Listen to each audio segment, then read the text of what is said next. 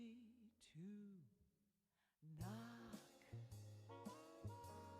Opportunity just knock. Opportunity please knock. You don't have to come beating on a drum. You don't have to bam like a battering ram or beat down my door, 'cause I could not stand the shock. Opportunity just knock. Opportunity please knock. Don't come with a crash or a lightning flash. Don't land in my room with a thunderous boom, or fly through my window like a house brick or a rock. Opportunity just knock. Opportunity please knock. Knock and just enter. You'll be more than welcome here.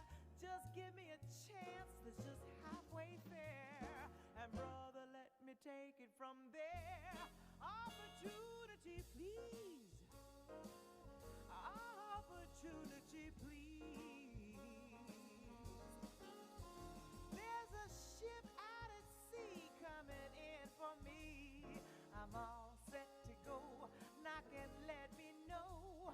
Then get on your mark and I'll race you to that dock. Opportunity just knock. Opportunity please knock.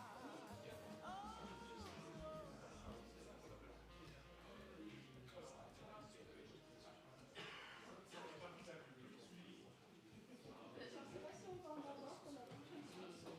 Wait a few minutes more.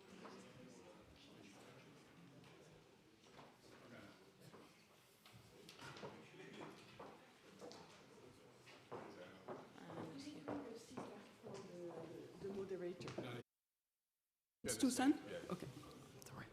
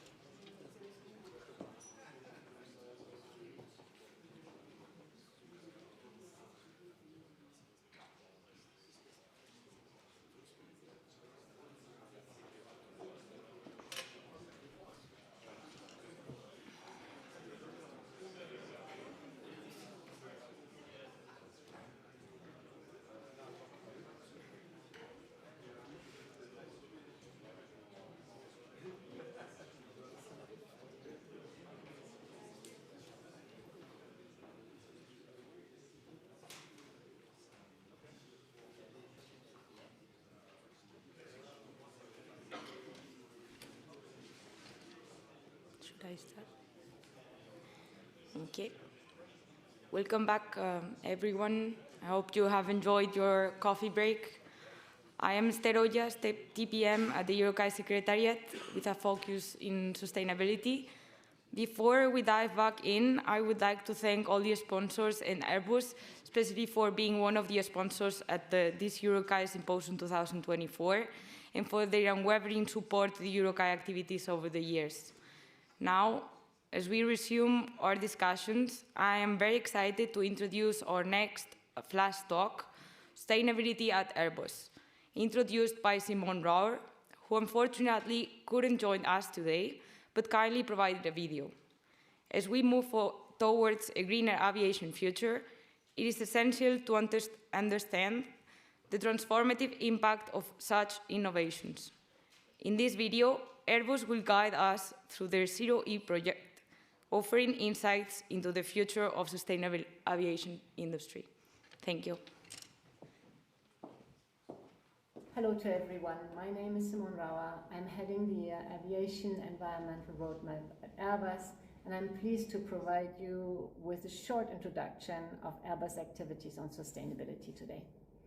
At Airbus, we do see EUROCAE as an essential element for the European industry to develop and also to promote standards for civil aviation systems and equipment.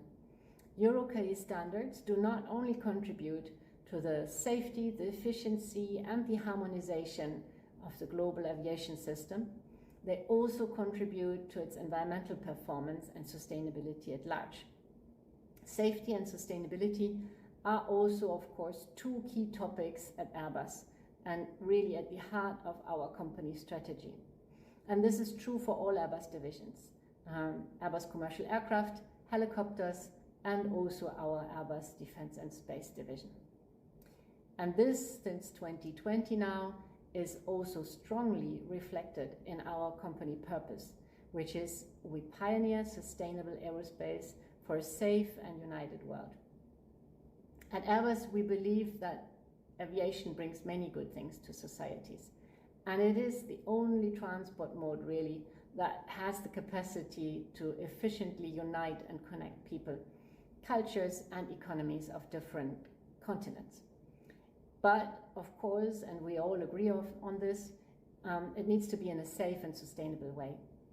Airbus is therefore continuously working on reducing our own industrial environmental footprint, to start with, but also at the same time, we are collaborating and partnering worldwide with key stakeholders to accelerate and really contribute to the decarbonization of the sector. I would therefore like now to invite you to have a look at the two short videos that are briefly summarizing our decarbonization ambitions and our vision on sustainability at large. Please let me also wish you a successful meeting at this April 2024 EUROCAE Summit in Lucerne. Bodies like EUROCAE foster collaboration and support the harmonization of standards and approaches. And as I mentioned already earlier, this is really essential for our industry to successfully progress on our shared goals on safety, efficiency, environmental performance, and of course, sustainability at large. I wish you a good meeting. At Airbus, we pioneer sustainable aerospace for a safe and united world. Sustainability? Hang on, what are we doing?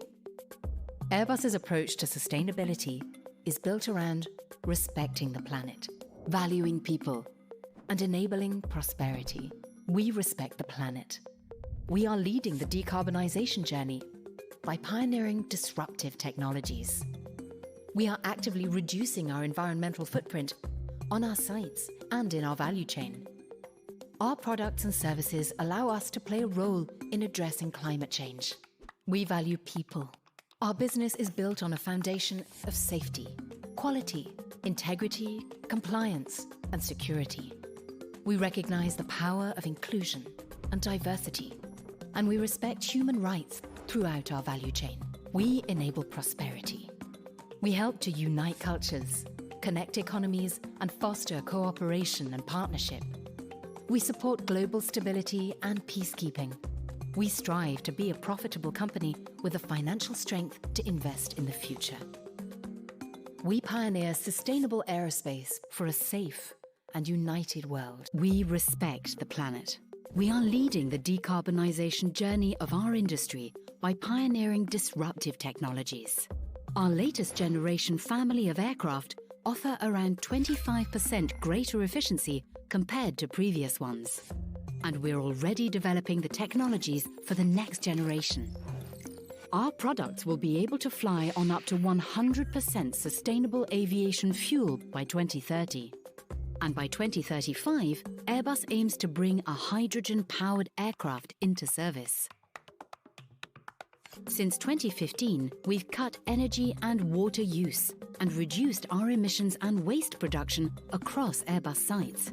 We are working to reduce Scope 1 and 2 emissions by 63% by 2030 and cut Scope 3 greenhouse gas emissions intensity from our commercial aircraft by 46% by 2035.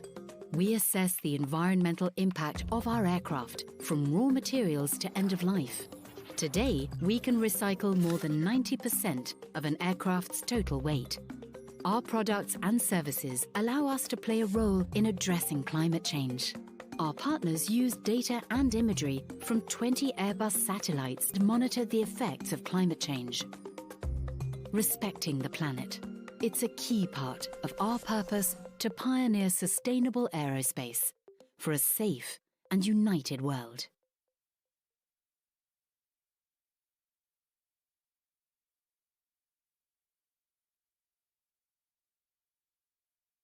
Thank you. With this, I would like to give the floor to my colleague Alex Mills to introduce the next panel. Thank you. Thank you, Esther, and good afternoon, everybody. As Esther said, my name's Alex Mills. I'm one of the technical program managers team. My focus is on the airports portfolio, ATM, and a couple of other working groups as well. It's my pleasure today to introduce our panel on the impact of new airport developments. Airports are a vital element of the community infrastructure, and their safe and efficient operation is critical. In this panel, we'll explore both recent airport developments as well as new initiatives in that airspace area. We'll also consider the role of smaller airports, regional airports, in the overall aviation system and the importance of those airports to that. This is going to be a bit more of an interactive session, so please have your Slido available. Our moderator, Ansgar, will guide you through the questions that we'll be asking of you during the course of the presentation. And with that, I'm pleased to introduce our panel, if you'd like to take your seats, and our moderator, Ansgar Sikut from Airports Council International Europe. Ansgar joined ACI Europe in 2017 and is currently the liaison officer to EASA on secondment from Fraport. Ansgar has over 20 years' experience in a range of international roles, including the British Airports Authority, Delhi International Airport, and of course Frankfurt. Ansgar is a representative of ACI Europe on a range of EASA technical committees and has a strong relationship with EUROCAE. Thank you, Ansgar, for leading this panel, and give the floor to you. Thank you very much, Alex, and good evening to all of you. As you can see, we are at panel number 3, 3 being a lucky number, and we are indeed very lucky that you've not run away to stock up on Swiss chocolates just before the dinner session. So thank you very much for sticking with us. But I think you're equally lucky to be served by a panel of experts that is both diverse and extremely experienced. So I'm sure you will not regret it. And we've heard a lot about dreams today. I want you to stay out of the dreams. I want you to stay awake because we'll have, as Alex said, we have a number of polls, which hopefully we'll have time to cover. And we have a word cloud. So airports are very much on the ground, not in the clouds, but for this instance, we will use the cloud. After I've covered a few points just to set the scenes. The topic here, impact of new airport development. Airport development happens in a certain context. I love this picture here because what does it represent? It basically represents the airport at night, so that's beautiful, but it shows you the flight patterns of the aircraft, so there's a third dimension to it. If you look in the background, there are some lights, not all of which belong to the airport. That's the neighborhood in which we operate. So great picture, and this is the context that we're talking about. Those who've done management studies will probably be familiar with the so-called PESTEL model. This is a model that you use to analyze your environment if you want to expand businesses abroad or enter into a new market. And for airports, very much if you want to expand or if you want to establish a greenfield site. So what does it stand for? P for political. So we're all working in a political context. Increasingly, geopolitics are causing problems for some of our airports, especially the ones in Scandinavia, which took advantage of flights over Russia. This airspace is now, of course, closed because of the war against Ukraine. So for them, the recovery that we are luckily seeing in the industry, is less stringent than they would hope for, and we don't know when that situation is going to change. But we also have a very local political environment in which we have to operate. Any kind of discussions of expansion, noise issues, this is where you face the local political environment. Economic, it's no secret that airports are great economic drivers for jobs, for settlement of new industries around the airport. Any airport development that's been done outside cities very quickly develop into airport cities. So the economic factor is a critical one. Societal one, society is developing, expectations are changing, and we in airports, we experience that when we take calls from angry neighbors because a flight has gone out after 11 o'clock at night or landed too early. So we get our noise complaints, we get our NIMBYism, not in my backyard, when we try to talk about expanding and accommodating new traffic. Technology is an opportunity,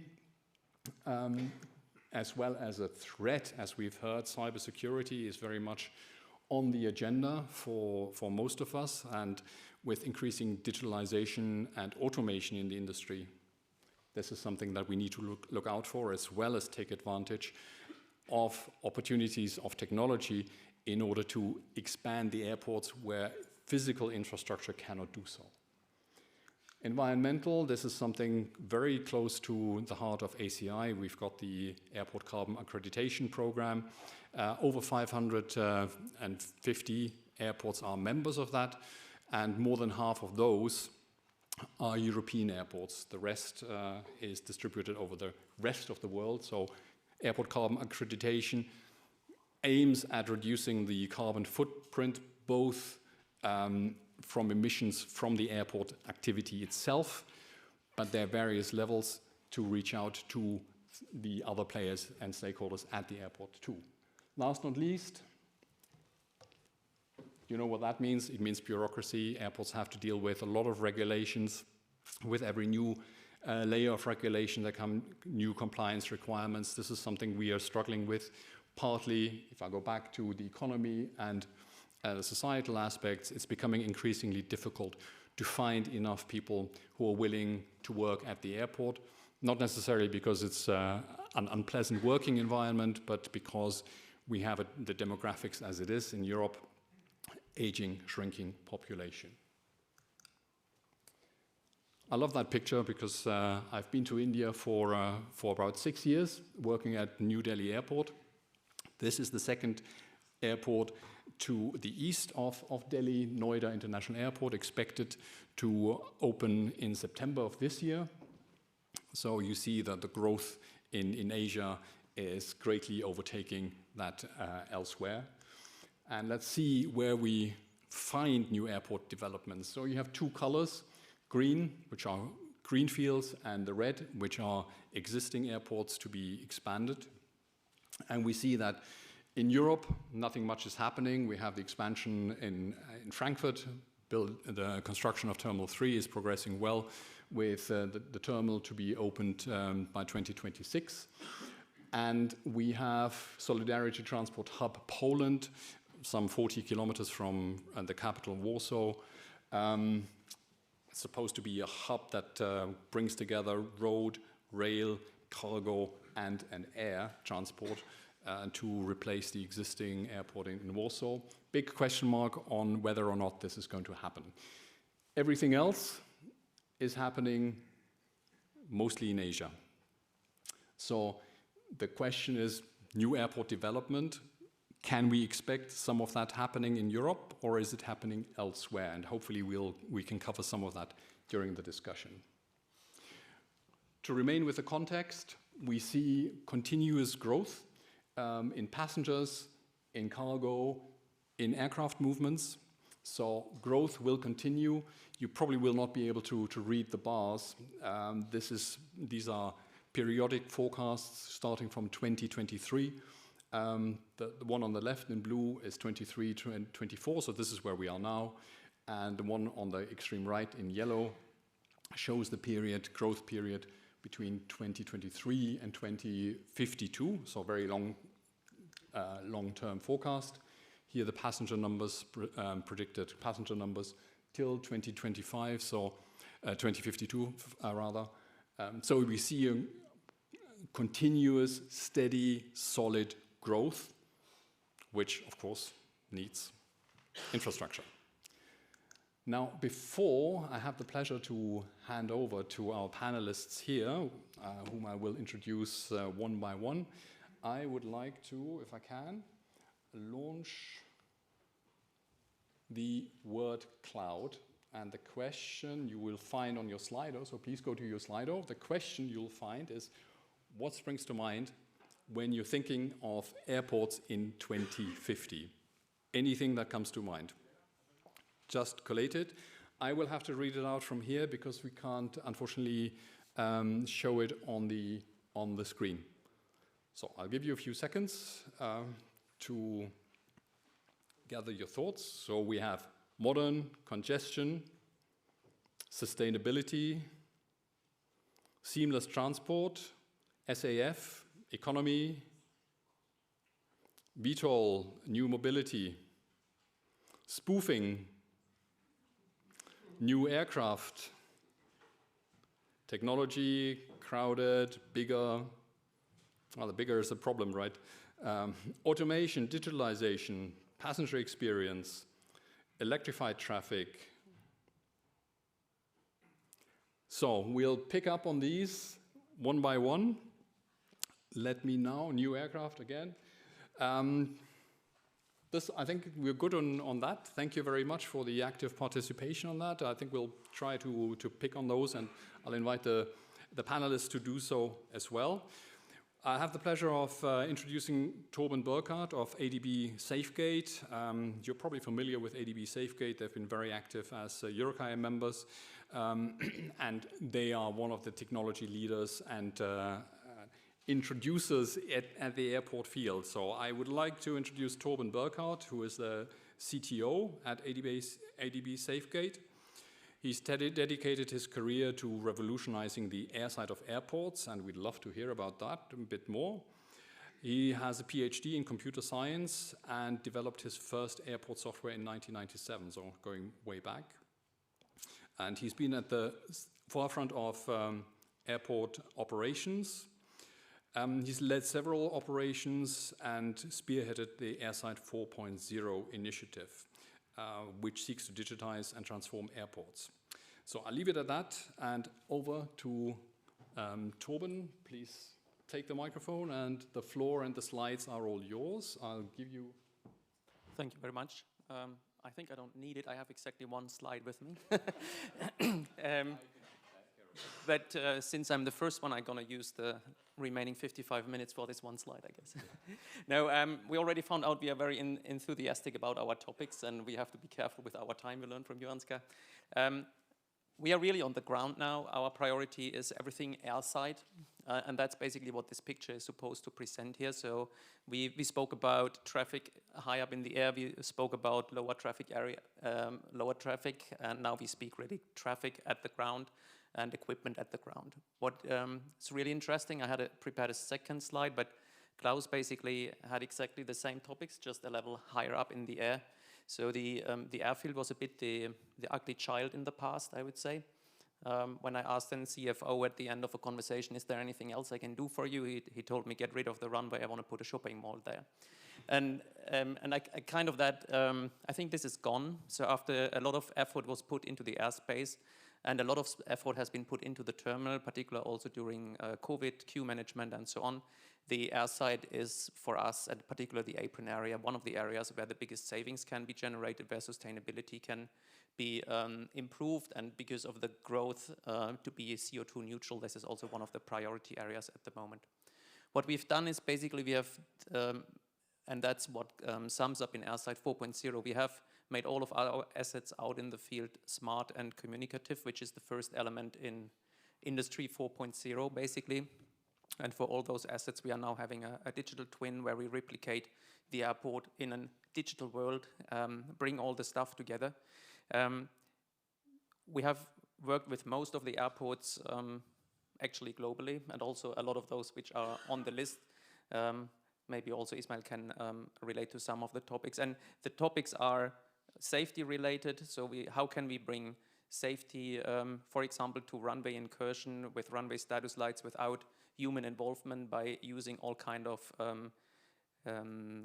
detection systems and tracking systems, as well as performance at the apron for turnaround and so on. So this is our bread and butter business with Airside 4.0, everything in digital. Thank you very much, and that was within time, so very good. We're doing well. I'd like to hand over to Matthias Botscher from Skyguide. We've heard from Skyguide before, and we saw this beautiful film basically looking like snowfall over Europe for all the aircraft movements. Matthias has an interesting background, including as a soccer professional, so if you want any tips on the European Championship, here's the man. But he also has aviation credentials. He's currently he's head of operations for Skyguide for the international airports. And he has, apart from being a professional footballer, a degree in industrial design, studied economics, was head of marketing and sales. Again, very diverse career, interesting. And transitioned back into operations, serving as head of area control center in Zurich. And now, in your current position, I think we hand over to you. Thank you, Ansgar. Yeah, I definitely need that. I have only 3 slides, though. Welcome from my side. In the heart of Europe lies Switzerland, with its small airspace, and Skyguide operates at 14 locations, including the both international airports, Geneva and Zurich. So 60% of our airspace is controlled over Switzerland, and 40% is basically delegated from France and Germany. Capacity congestion is not only a topic at both airports itself, but in the airspace around it. So we call them the TMAs of Zurich and Geneva is the inner circle, and then we have the outer circle dealing with the general aviation, regional approaches, low flight network, etc., etc.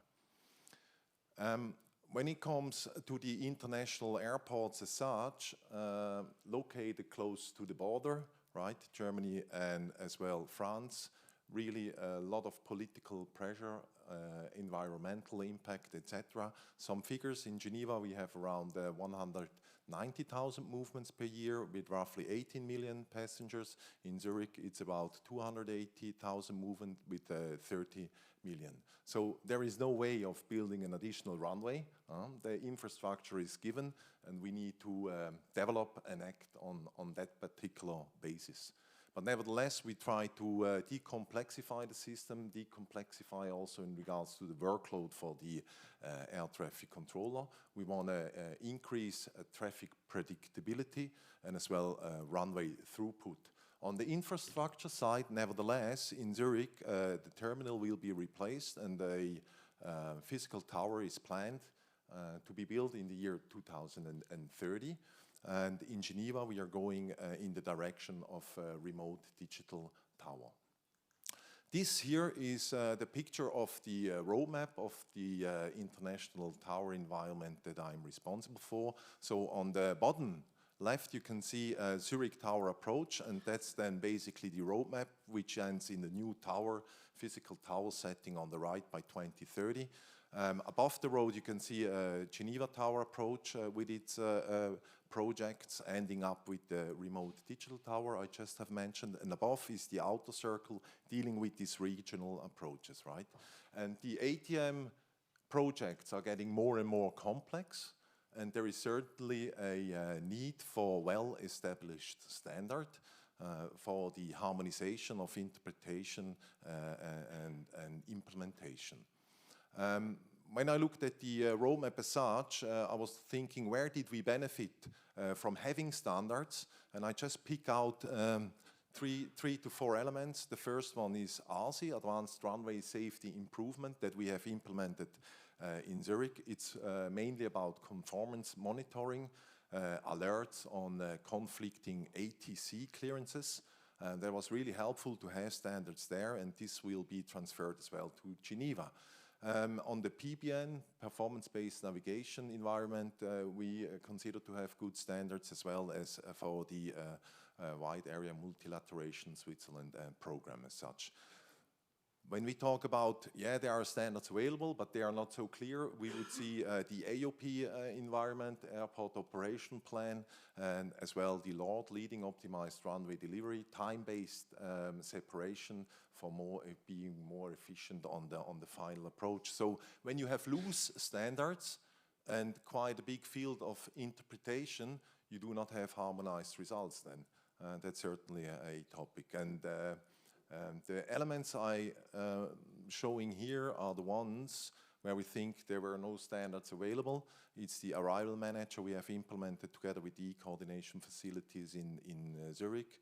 Then Crystal Tower is a traffic prediction tool where we better manage the airspace and as well the rostering. And last but not least, the E-Strip, electronic flight strip application, page 1 for Geneva. So certainly I do think that the standards will help us in terms of also then have a better exchange with the regulator and with suppliers in order to be more successful in the implementation phase. So that's it on our roadmap, and I'm looking forward actually to shape that without building a new runway though. Thank you. That's what we are all looking forward to. Very much. Thanks very much. Matthias, and spot on Swiss timekeeping. Congratulations on that. And now we're breaking the German speaker mold to British national, Philip Church from EGIS. He's aviation director. He holds an engineering degree, and he is also a private pilot. So he's got a long CV, 20 years of experience in consulting, mainly in ATM. So I think you can support Matthias whenever he runs out of things to say. Lots of experience on project management, technical specifications, which of course is why he is here as well, for close cooperation with EUROCAE, safety assessments.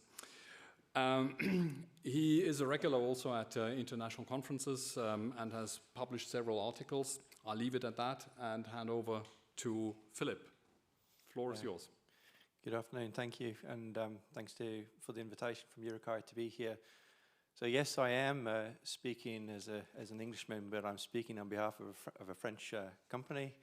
I am very much part of a much wider team that is involved in several projects across both ATM and airports. And for those that don't know, yes, EGIS is an infrastructure company. We're an engineering company that does not just do aviation, it also does road, rail, and other mobility transport. And from a high-level point of view, I think we consider that to be quite critical, because we treat a lot of what we do, shall we say, from an urban development point of view. And actually, from our perspective, we can treat an airport just like any other city. It's where you bring loads of people together. You need power, you need water, you need energy. You've got to have aircraft in there. You're bringing in the cars, trains, and planes. And that's exactly what we do.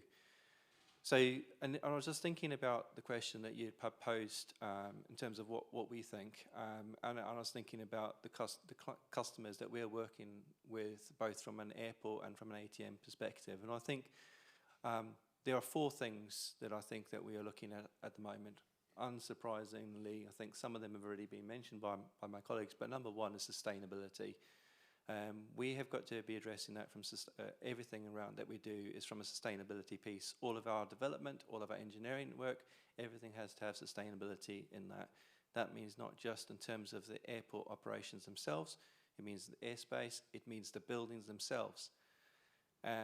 Because the power that's used in terms of heating up terminals is often forgotten about, and the footprint of an airport is not just the planes that are moving on the apron and are taking off, it's also the energy consumption of the buildings and the infrastructure and the power there. And if we are thinking about it in terms of needing to develop airports to be able to have more electric vehicles, to be able to have more electric tugs on the apron, to be able to have all of these additional power demands, quite often the power network is not suitable to support those demands that we would be placing on the airport in the future when we want to have electrification there. So that's in terms of sustainability. The next point is in digitalization. And we have, as an aviation community, been very good at generating huge amounts of data. We're not very good always at having that data interoperable with one another, being able to make smart decisions on that data. And that goes beyond just doing it at the airport level. It means utilizing that data also in terms of public interface. We have to take the local communities with us when it comes to integrating new airspace, when it comes to introducing new air movements, and sudden changes, because we deem them from an ATM perspective to be environmentally efficient and optimized for noise, does not correspond always, given that aircraft behave differently when they have different FMSs, and sometimes the database providers have made different interpretations of that data before it's been loaded into the FMS. So the third thing for me is really about integrating transport. If we're thinking about the way in which we're moving this further forward in the future, we know that there's going to be increased in urban air mobility or advanced aerial mobility, and there's a real opportunity there in terms of connecting regional centres and providing, shall we say, more opportunity for regional airports to benefit from electrification. We know historically that aviation and the ability to bring flights in has resulted in significant business development and significant growth.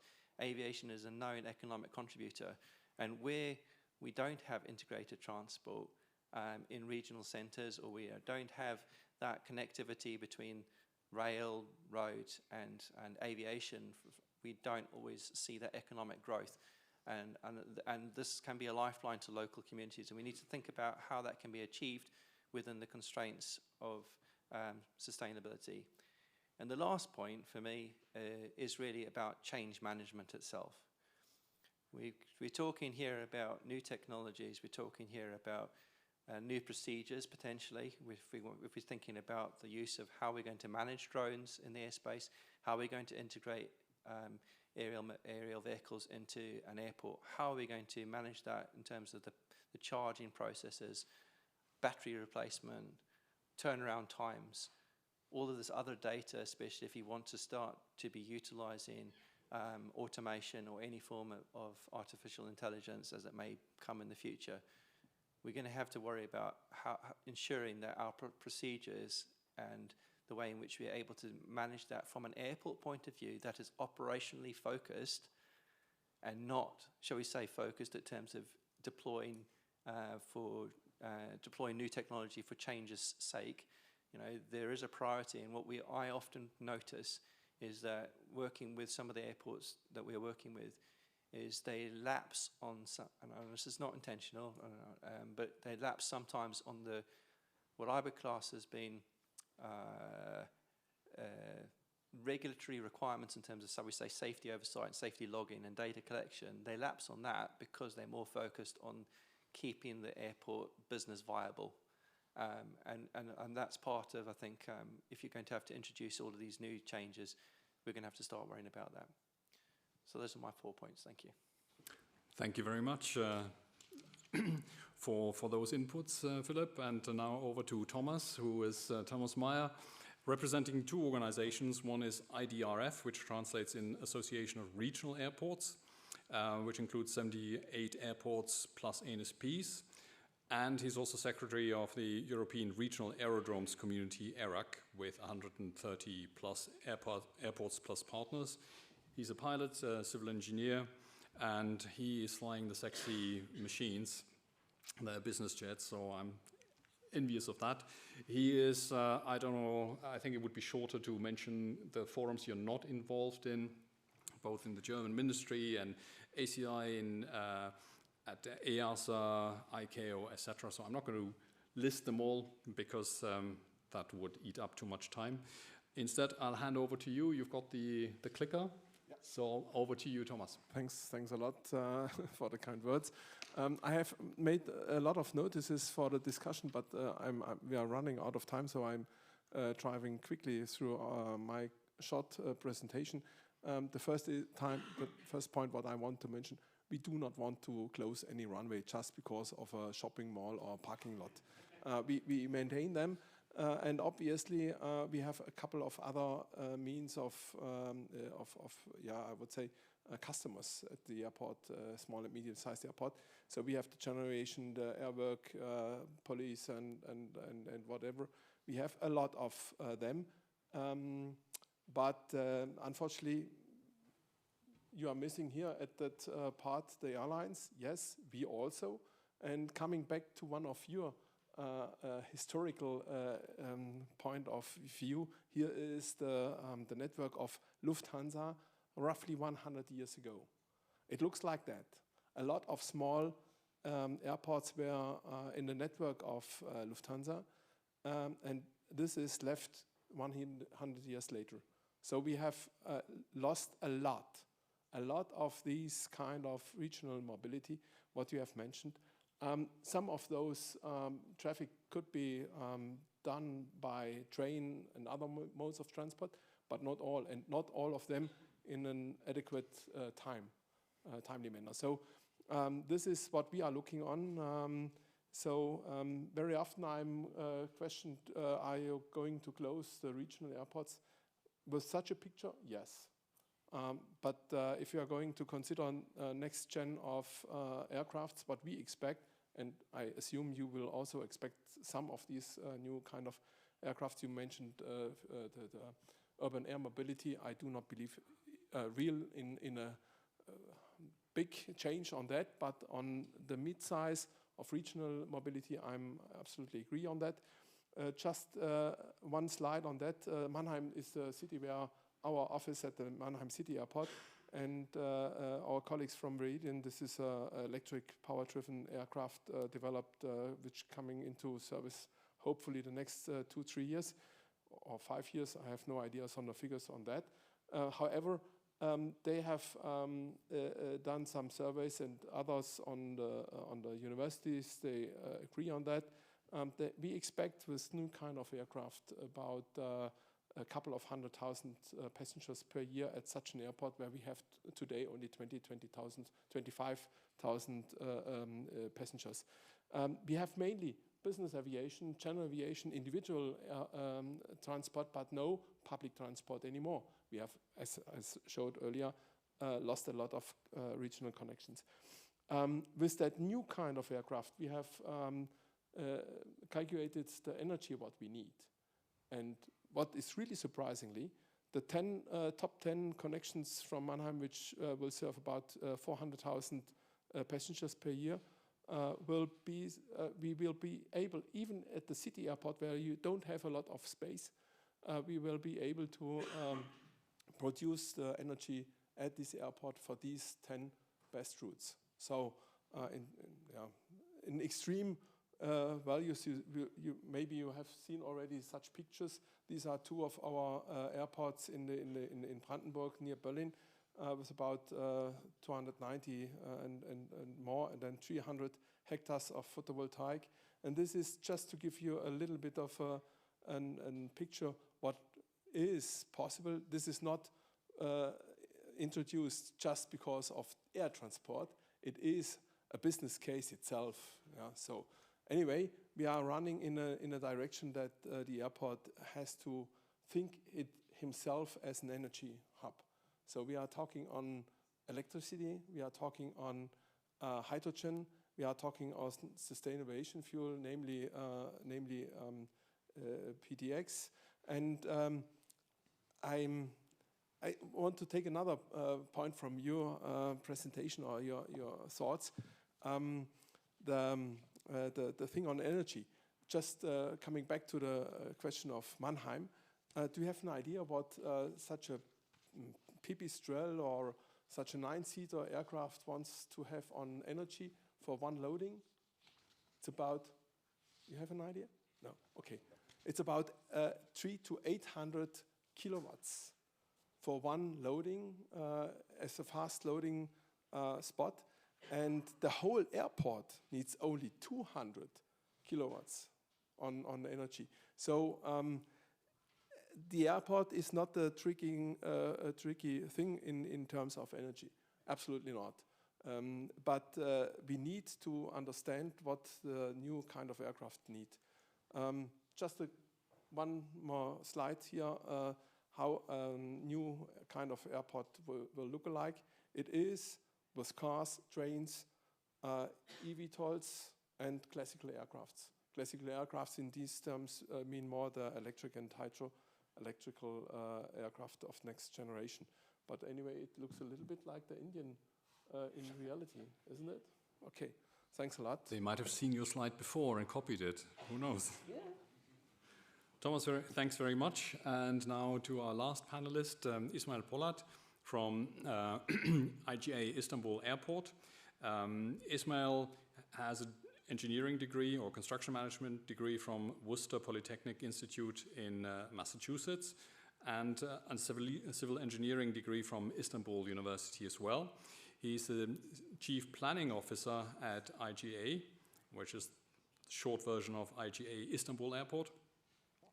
And it's the operator of the airport. 24 years of planning, design, construction, ORAT experience.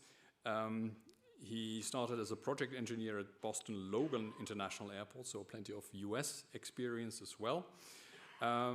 He's been involved in various projects in the Middle East, East Africa, Central Asia, and now, of course, at the largest airport. I shall leave it at that and over to Ismail. Thank you very much for being here and presenting the large hub airport perspective. And on top of that, I think it's worth pointing out that the airport was opened only in 2018, October 2018. So you had a good year to operate before COVID kicked in. Interesting times, but it also means that it's one of those airports that has all the latest technologies in place. So looking forward to your presentation. Thank you, Ansgar. Thank you. It's great to be here.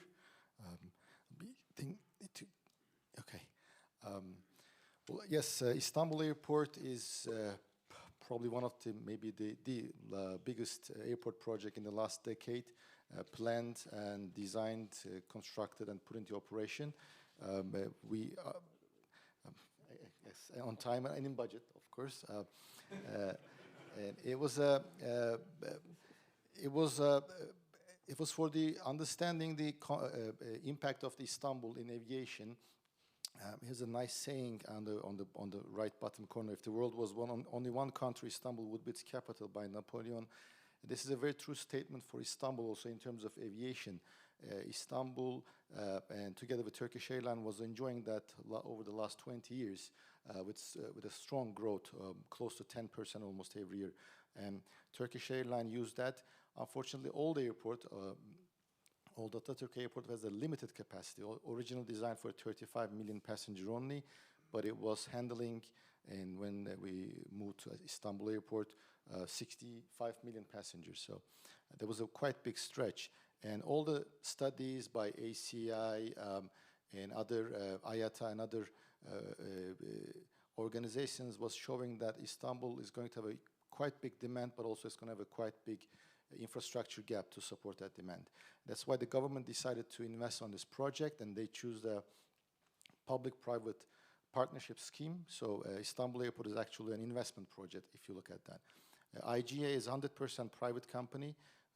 We started that project in 2014 and 15. In 42 months, we have finished the first phase of it, which includes 5 runways, terminal building of 1.4 million square meter, making it by far the largest terminal building in the world and probably one of the largest buildings ever, with a capacity of 90 million passengers per year. The project will be in 4 phases. When we complete, we will be 150 million plus passenger capacity, 9 runway, so we'll build a lot of runways, non-runway airport, and 2 terminal buildings reaching that capacity. Of course, we try to take the advantage of lessons learned from Atatürk Airport and also from the industry, try to build a flexible airport to be able to meet the demand of the future. And an airport, our approach is pretty much, I'll try to summarize in the slide. We talk about capacities and things like that, but actually we worked on designing the airport and constructing it based on resilience more than the capacity itself.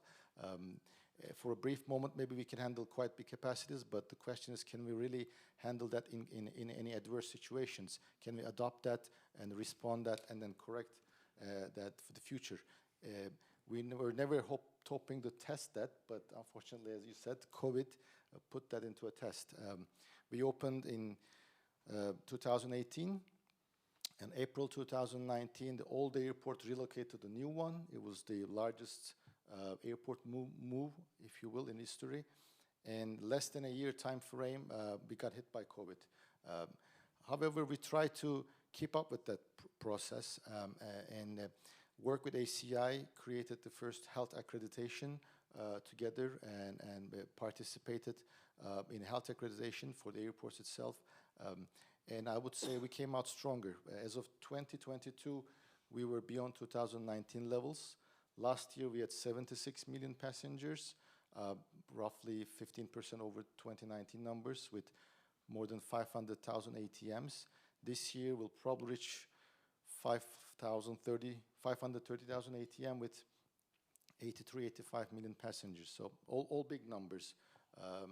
But the idea is from the beginning is try to provide a real commitment out there for the swift, seamless and enjoyable journey for passengers, operation for airlines, ground handlers, and also working environment for our own people. We certainly understand the advantages of our location. Today we are serving more than 316 destinations with more than 100 airlines.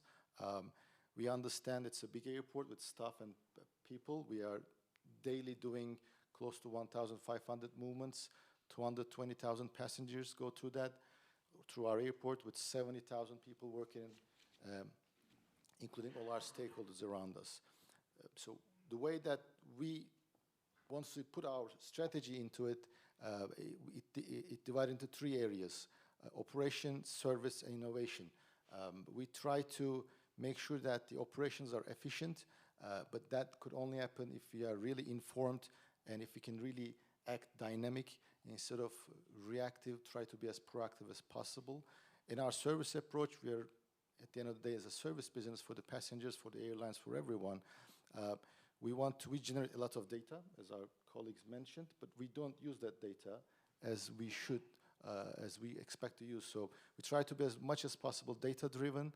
That requires really true collaboration among all members of an airport environment. And then that requires technology to be there integrating the systems. Then that requires people to be there to integrate the process and procedures. And obviously, to be able to reach the future better is through innovation.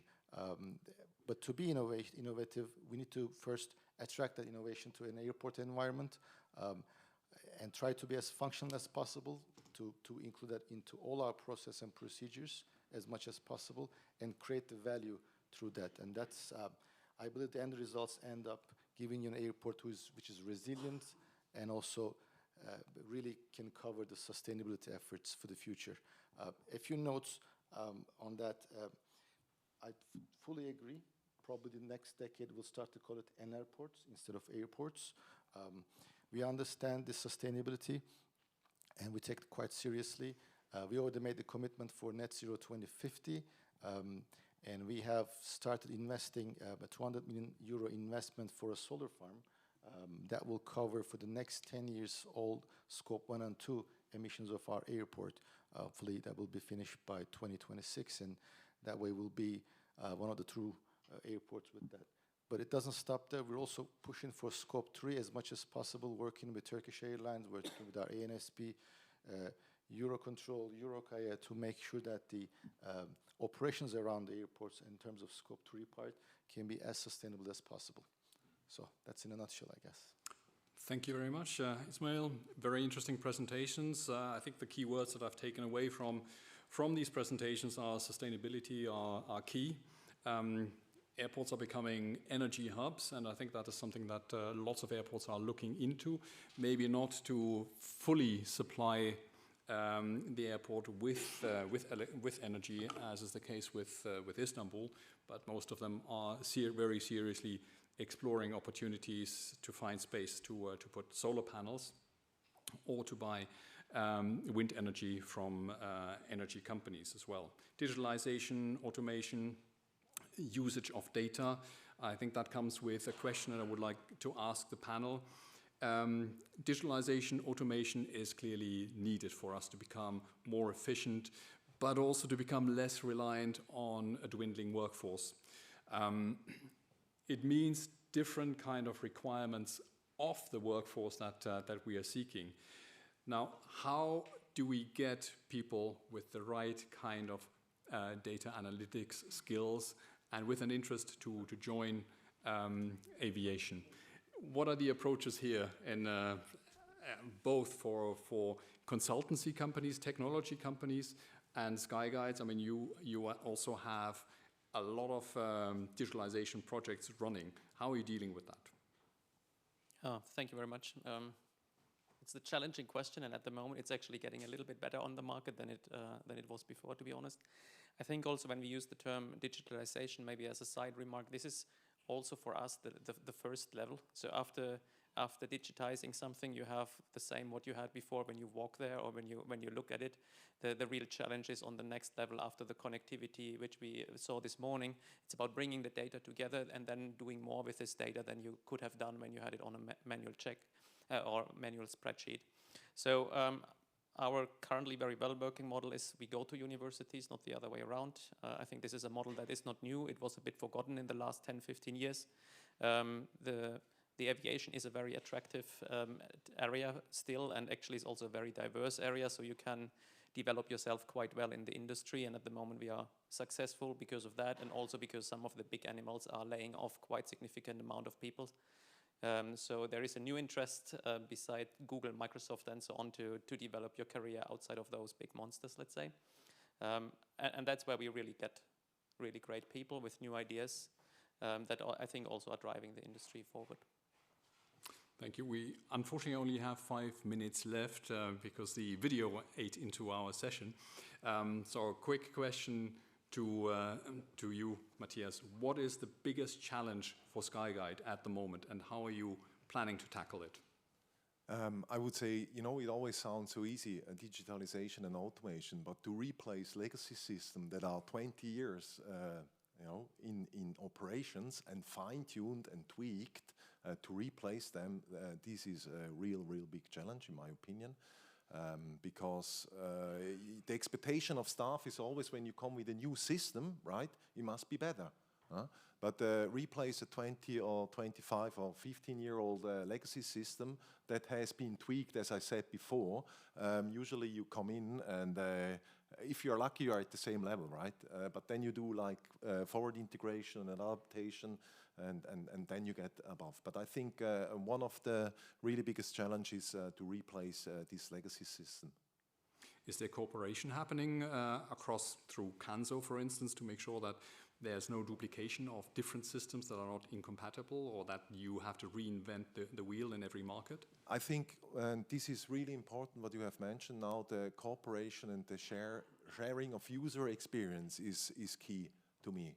you know, among the players in order to have a more fast development for the future.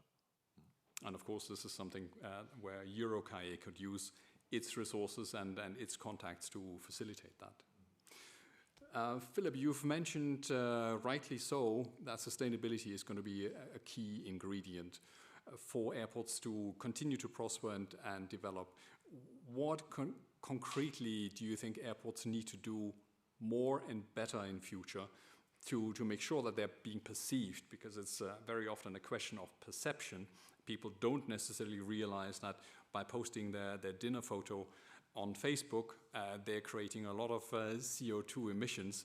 So they look at aviation as being the bad boy. What is it we can and need to do to be seen as doing whatever we can to make aviation greener?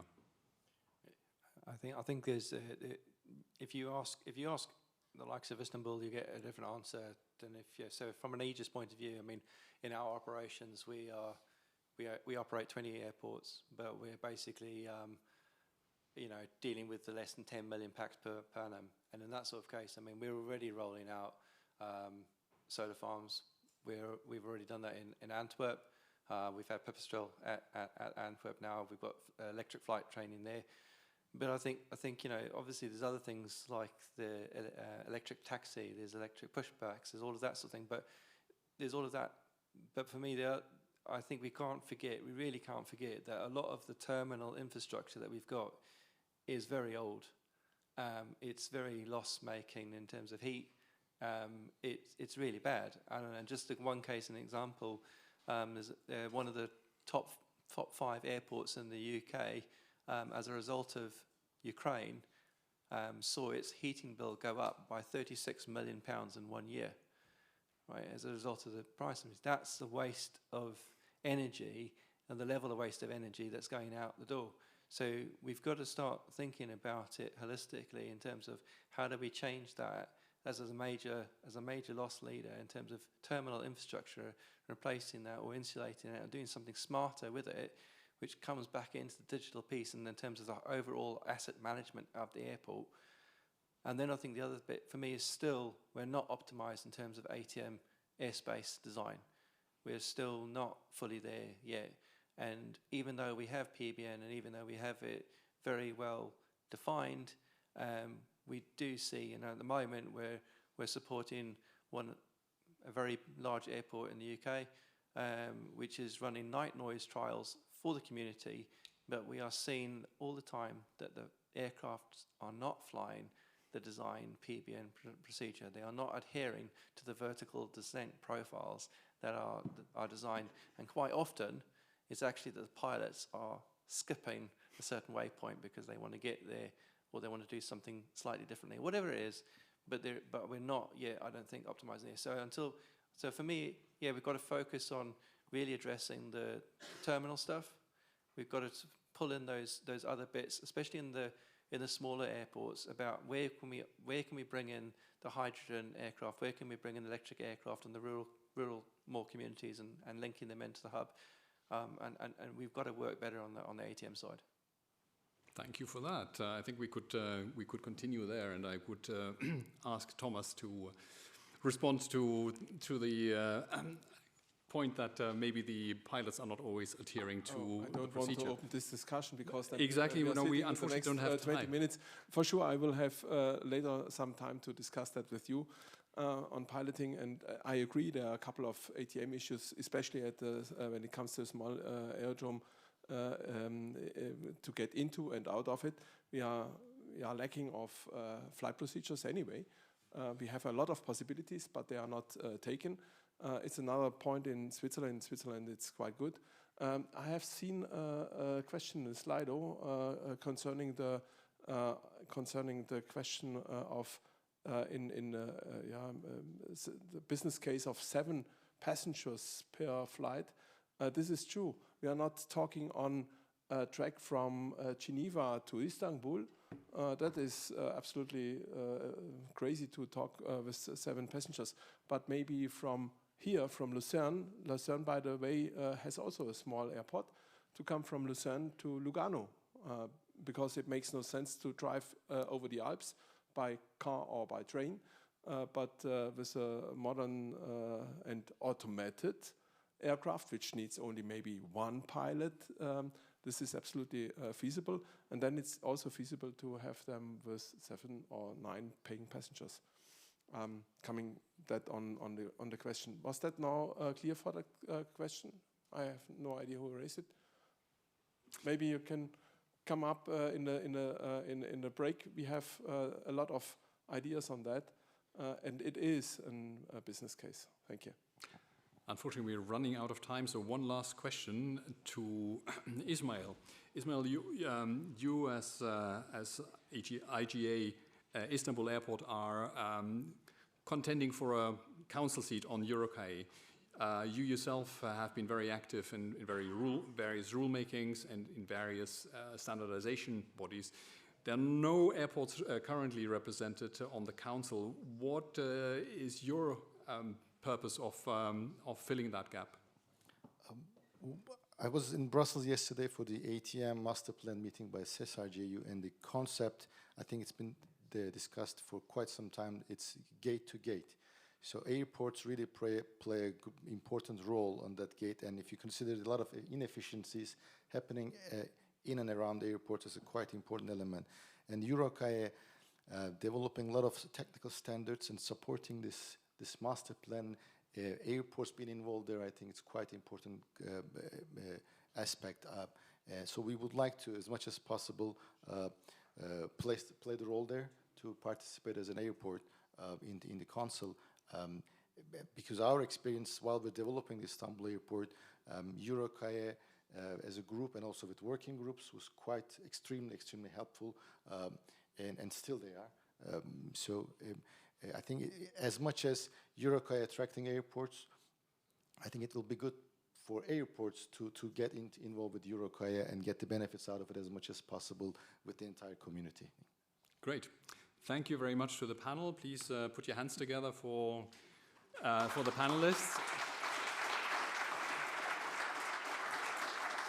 We covered some ground. We could have covered more, but it's been a real pleasure to be here. Thank you very much, and thank you to you all. And please take your seats.